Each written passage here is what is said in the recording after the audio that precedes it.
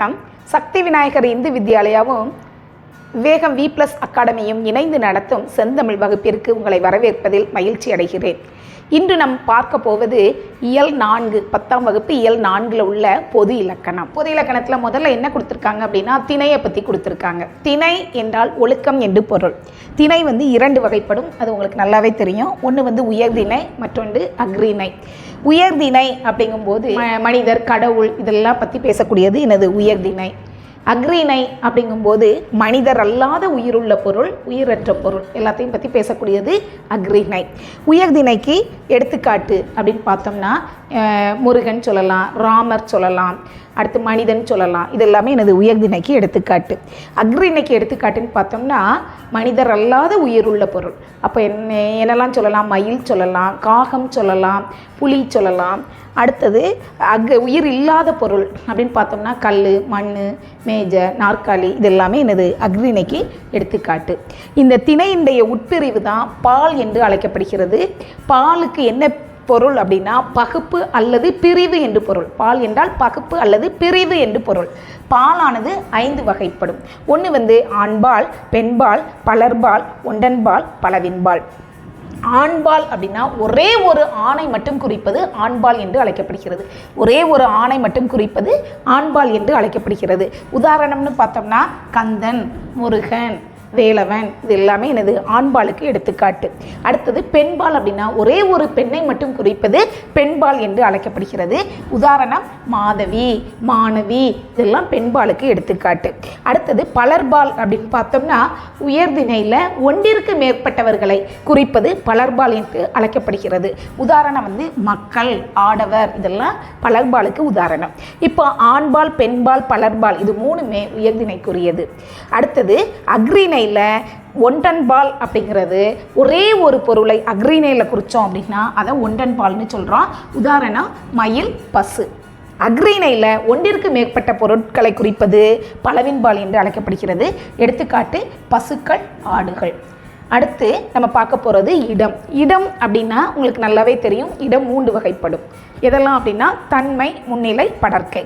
தன்மை அப்படின்னா நம்ம எப்படி ஞாபகம் வச்சுக்கலாம் அப்படின்னா பேசுபவர், பேசுபவரை சார்ந்தவர் இதெல்லாம் எனது தன்மை என்று அழைக்கப்படுகிறது. அப்போ தன்மை பெயர்கள் அப்படின்னு பார்த்தோம்னா நான், நாம், நாங்கள், யான், யாம் இதெல்லாமே எனது தன்மையினுடைய பெயர்கள். அப்போ தன்மையில் என்னென்ன வினைகள்லாம் நம்ம பயன்படுத்தலாம் அப்படின்னு பார்த்தோம்னா பேசுகிறேன், பேசுகிறோம் இதெல்லாம் எனது தன்மைக்குரிய வினைகள். அடுத்தது முன்னிலை அப்படின்னு பார்த்தோம்னா நமக்கு முன்னாடி நின்று நம்ம பேசுகிறத கேட்டுக்கிட்டு இருக்கிறவங்க தான் முன்னிலை. அப்போ முன்னிலைக்குரிய பெயர்கள்னு பார்த்தோம்னா நீ, நீவீர், நீங்கள் இதெல்லாமே முன்னிலைக்குரிய பெயர்கள். அடுத்தது முன்னிலைக்குரிய வினைகள்னு பார்த்தோம்னா வந்தாய், வந்தீர்கள் இதெல்லாம் முன்னிலைக்குரிய வினைகள். அடுத்தது படர்க்கை. படர்க்கை அப்படின்னா பேசுபவரும் கிடையாது, கேட்பவரும் கிடையாது. அப்போ அவன், அவள், அது, அவர், அவர்கள் இதெல்லாமே எனது படர்க்கைக்குரிய பெயர்கள்.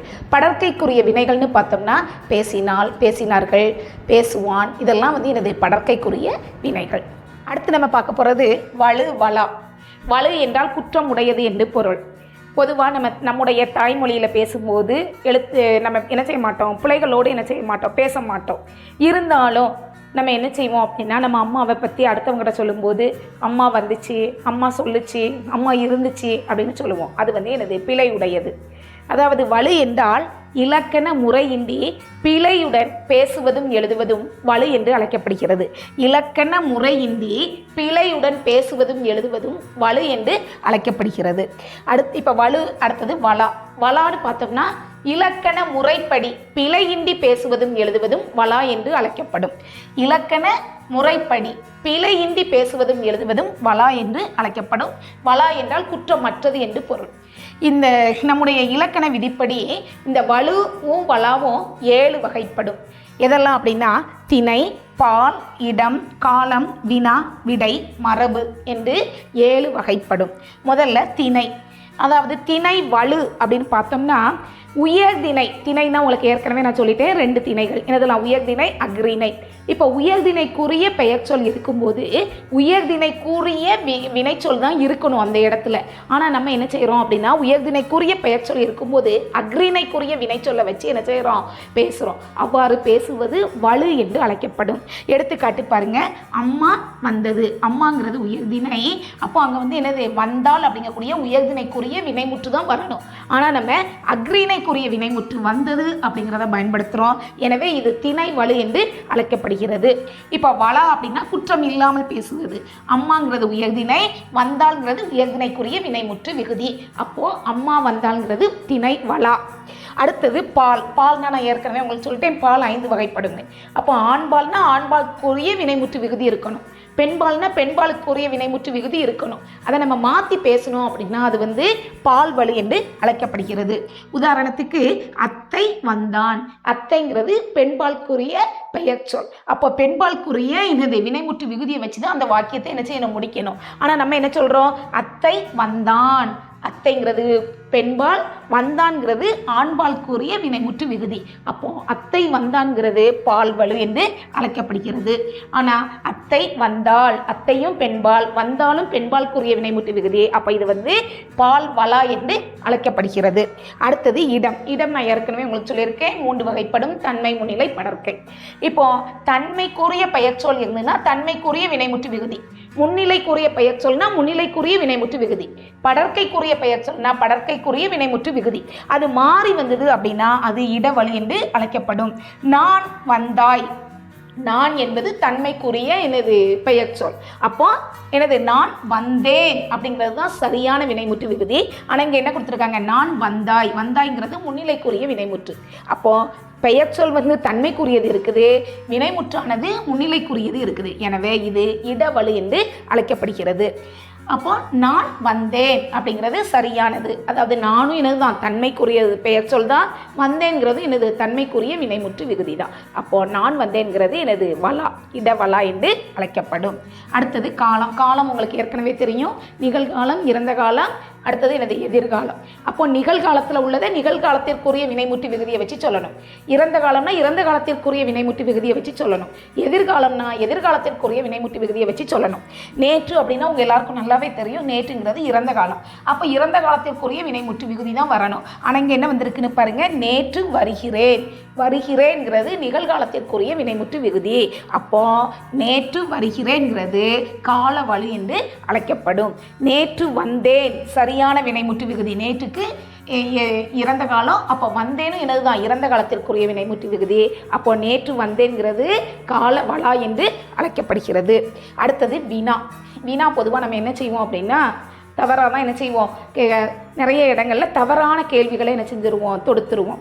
இப்போ உதாரணத்துக்கு என்ன செய்வோம், ஏதாவது ஒரே ஒரு பொருளை மட்டும் காட்டிட்டு இது பெருசா சிறுசா அப்படின்னு கேட்டால் யாராலையும் என்ன செய்ய முடியாது, அதுக்கு விடையளிக்க முடியாது. இவ்வாறு தவறாக ஒரு கேள்வி கேட்டோம்னா அதுதான் வினாவலி என்று அழைக்கப்படுகிறது. உதாரணத்துக்கு பாருங்கள், ஒரு விரலை காட்டி பெரியதா சிறியதா என்று கேட்பது வினாவலு. அதே இது சரியான வினா அப்படின்னா 2 பொருளை காட்டிட்டு எது பெருசு எது சிறுசு அப்படின்னு கேட்டோம்னா அது வந்து எனது வினா வலா என்று அழைக்கப்படுகிறது. 2 விரல்களை காட்டி பெரியது எது சிறியது எது என்று கேட்பது எனது வினா வலா என்று அழைக்கப்படுகிறது. அடுத்தது விடை. இது நம்ம அடிக்கடி நம்முடைய எனது பதிலில் வந்து அடிக்கடி நம்ம என்ன செய்வோம், தவறான பதிலில் என்ன செய்வோம், நம்முடைய தேர்வில் என்ன செய்வோம், எழுதுவோம். அப்படி தானே எழுதிட்டு எனது இந்த பதில் இதுக்கு சரிதானா அப்படின்னு நம்ம ஆசிரியர்கிட்டே போய் என்ன செய்வோம், கேட்போம். பொதுவாக என்ன அப்படின்னா ஒரு கேள்வி கேட்டால் அந்த கேள்விக்கு சரியான பதில் இருந்தால் தான் அது வந்து எனது விடை வலா. தவறான பதில் இருந்தது அப்படின்னா அது வந்து எனது விடை வலு. உதாரணத்துக்கு அப்பா எங்கே அப்படின்னு கேட்குறாங்க, நம்ம உடனே நான் என்ன செய்வோம், எனக்கு இன்னைக்கு பள்ளிக்கு விடுமுறை அப்படின்னு நம்ம பதில் சொன்னோம் அப்படின்னா அது வந்து விடை வலு. ஆனால் அப்பா எங்கே அப்படிங்கக்கூடிய கேள்விக்கு அப்பா வீட்டுக்குள்ளே இருக்காங்க அல்லது அப்பா அலுவலகத்துக்கு போயிருக்காங்க அப்படின்னு சொன்னோம்னா அது விடை வலா என்று அழைக்கப்படும். அடுத்தது மரபு வலு. அதாவது நம்முடைய தமிழ் மொழியில் நிறைய மரபு சொற்கள் இருக்குது. அந்த மரபு சொற்களை நம்ம சரியாக பயன்படுத்தணும் அப்படின்னா அது வந்து மரபு வலா. அந்த மரபு சொற்களை நம்ம தவறாக பயன்படுத்தணும் அப்படின்னா அது வந்து மரபு வலு. உதாரணத்துக்கு தென்னை மரம் நிறைய இருக்கக்கூடிய இடத்த என்ன சொல்லுவாங்க அப்படின்னா தென்னந்தோப்புன்னு சொல்லுவாங்க. அதை நம்ம தென்னம் தோட்டம் அப்படின்னு சொன்னோம்னா அது வந்து மரபு வலு. அதை தென்னந்தோப்புன்னு சொன்னோம்னா அது வந்து எனது மரபு வலா. அதே கணக்காக தான் சிங்கம் அப்படின்னா சிங்கம் வந்து என்ன செய்யும், முழங்கும் அப்படிங்கிறது அதுக்கு சரியான மரபு சொல். ஆனால் நம்ம வந்து என்ன செய்வோம், சிங்கம் உருமும் அப்படின்னு தவறாக சொன்னோம் அப்படின்னா அது வந்து மரபு வலு. சிங்கம் முழங்கும் அப்படின்னு சொன்னால் அது வந்து எனது மரபு வலா. நம்ம இப்போ வலு வலா பார்த்தோம். அடுத்து என்ன அப்படின்னா வலுவமைதி. வலுவமைதினா என்ன? அதாவது சில சொற்கள் வந்து எனது தவறானது தான், இருந்தாலும் இலக்கண ஆசிரியர்களால் சில காரணம் கருதி அது சரி என்று ஏற்றுக்கொள்ளப்படுமையாயின் அது வலுவமைதி என்று அழைக்கப்படும். குற்றமுடையதையுமே இலக்கண ஆசிரியர்கள் இது சரி அப்படின்னு ஏற்றுக்கலாம் அப்படின்னு சில காரணத்துக்காக சொல்கிறாங்க. அவ்வாறு சொல்லுவது எனது வலுவமைதி என்று அழைக்கப்படும். வலுவமைதி தமிழ் மொழியில் மொத்தம் எத்தனை இருக்குது அப்படின்னா 5 இருக்குது. எதெல்லாம் அப்படின்னா திணை வலுவமைதி, பால் வலுவமைதி, இட வலுவமைதி, கால வலுவமைதி, அடுத்து மரபு வலுவமைதி. இப்போ திணை வலுவமைதி அப்படின்னா வீட்டில் நம்ம எல்லாரும் என்ன செய்வோம்னா பெட் அனிமல்ஸ்லாம் என்ன செஞ்சுக்கிட்டு இருக்கோம், வளர்ப்போம். அதுக்கு என்ன செஞ்சுக்கிடுவோம்னா ஒரு ஆண்பால் பேரையோ அல்லது பெண்பால் பேரையோ வச்சுக்கிடுவோம். நம்ம வீட்டில் இப்போ ஒரு நாய் வச்சுருக்கோம், அந்த நாய்க்கு லக்ஷ்மின்னு பேர் வச்சுக்கிட்டோன்னு வச்சுக்கோங்களேன். உடனே நம்ம என்ன சொல்லுவோம், லக்ஷ்மிங்கிறது வந்து அந்த நாய். அப்போ அது வந்து என்னது, அக்ரிணை. அப்போ நம்ம என்ன சொல்லணும், வந்ததுன்னு தான் சொல்லணும். நாய் வந்ததுன்னு சொல்லாமல் லக்ஷ்மி வந்தா, லக்ஷ்மி சாப்பிட்டா அப்படின்னு நம்ம என்ன செய்வோம், சொல்லுவோம். இது வந்து எதன் காரணமாக சொல்கிறோம்னா அந்த பெட் அனிமல்ஸ் மேலே நம்ம வச்சிருக்கக்கூடிய அன்பின் காரணமாக, மகிழ்ச்சிக்காக, உவகையின் காரணமாக நம்ம என்ன செய்கிறோம், இவ்வாறு சொல்கிறோம். இவ்வாறு சொல்லுவது இலக்கண ஆசிரியர்கள் என்ன சொல்கிறாங்கன்னா இதை வந்து நீங்கள் என்னது பிழையற்றது என்று ஏற்றுக்கொள்ளலாம்னு சொல்கிறாங்க. அதனால் இது வந்து திணை வலுவமைதி என்று அழைக்கப்படுகிறது. சரியா? அதுக்கடுத்து 2வது வந்து பால் வலுவமைதி. சில வீட்டில் நீங்கள் பார்த்துருப்பீங்க, அதாவது என்னது ஆண் குழந்தைங்களே இருக்க மாட்டாங்க. அப்போ பெண் குழந்தைங்களை வந்து அவங்க என்ன செய்வாங்கன்னா ஆண்குள்ள பேரை வச்சுட்டு கண்ணா வந்தான், கண்ணா போனான் அப்படின்னு என்ன செய்வாங்க, சொல்லுவாங்க. அதுவும் உவகையின் காரணமாக தான் அவ்வாறு சொல்கிறாங்க. அவ்வாறு சொல்லுவதையும் என்ன செஞ்சுக்கலாம், நம்ம என்ன செஞ்சுக்கலாம், வலுவமைதியாக ஏற்றுக்கலாம் அப்படின்னு இலக்கண ஆசிரியர்கள் சொல்கிறாங்க. அடுத்தது வந்து 3வது வந்து மரபு வலுவமைதி. இப்போ வந்து நம்ம வந்து நம்மளை பற்றி பேசும்போது எதில் சொல்லணும், நம்ம அப்படிங்கும்போது அது வந்து இந்த தன்மை, பேசுகிறவங்களை பற்றி சொன்னாலே அது தன்மை. அப்போ தன்மைக்குரிய வினைமுற்று விகுதியை வச்சு சொல்லணும். ஆனால் இது இப்போ மாறன் வந்து மாறனை பற்றியே சொல்கிறான். என்ன சொல்கிறான் அப்படின்னா இந்த மாறன் ஒரு நாளும் என்ன செய்ய மாட்டான், பொய் சொல்ல மாட்டான். மாறனை பற்றியே இந்த மாறன் ஒரு நாளும் பொய் சொல்ல மாட்டான், படற்கைக்குரிய வினைமுற்று விகுதியை வச்சு சொல்கிறான்.